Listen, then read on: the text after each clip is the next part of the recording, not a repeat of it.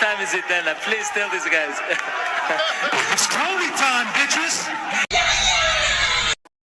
Welcome to Tony's MMA Corner, the only MMA channel as angry as Sean Strickland. Well, maybe not that angry. I am your host, Tony Sepulveda! And today, there's plenty to go over in the MMA world. Before we get into all that, guys, I know inflation is high and your dollar isn't worth anything. Instead of investing in one of Khabib's crypto scams, why don't you invest in one of my special deals? By buying Tony's MMA Corner merch, you'll actually have something that's realer than an EFT. So you can drink many pints of Black Forge in Stout and then get on Twitter and start talking about daggies on steroids.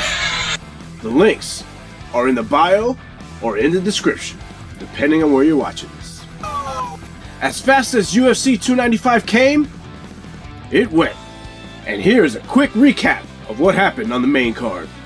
First, a soccer mom was able to get a TKO to open up the main card. After that, a ginger had his eyebrow split by a Frenchman. Shortly after that, two divorcees went at it for that alimony bonus. In the co-main event, Tom Aspinall completely starched that dangerous Russian, to everyone's surprise. Now we have two representatives from the UK as the heavyweight champions in combat sports, which means we have two men that speak English and we can't understand it. In the main event, Alex Pereira and Yuri Prohaska were on their way to giving us a violent classic, but that was ruined by Mark Goddard. But all in all, UFC 295 was a fan of violence wet dream. Usman Nurmagomedov was recently popped for an unknown banned substance, which prompted our favorite Irishman who can't get a fight to go off on Twitter and project. Once again, the Russians have used the excuse of they were given a prescription and that banned substance just happened to be in that prescription. Oh, those Russians, they're very crafty. This brings me to a bigger point. We need to get over steroids. Think about it.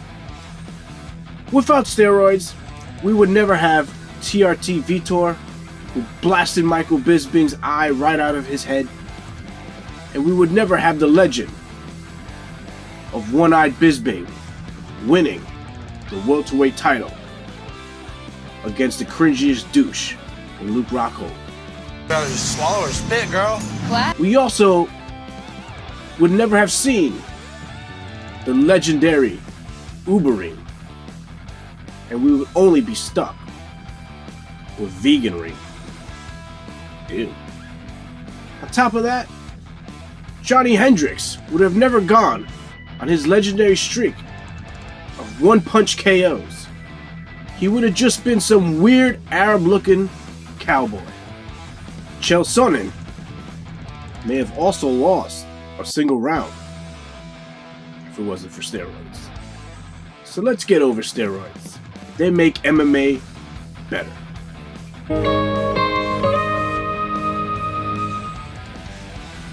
Recently, the UFC's newly crowned middleweight champion and role model to all went scorched earth on women's MMA and pretty much just said what we've all been thinking. The only thing I disagree with when it comes to Sean Strickland's take on women's MMA and women in general is that OnlyFans is the way out.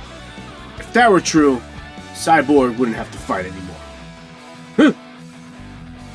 In our final story of the week, it looks like David Goggins is trying to finish off what is left of Tony Ferguson, giving him the ultimate Tony time workout.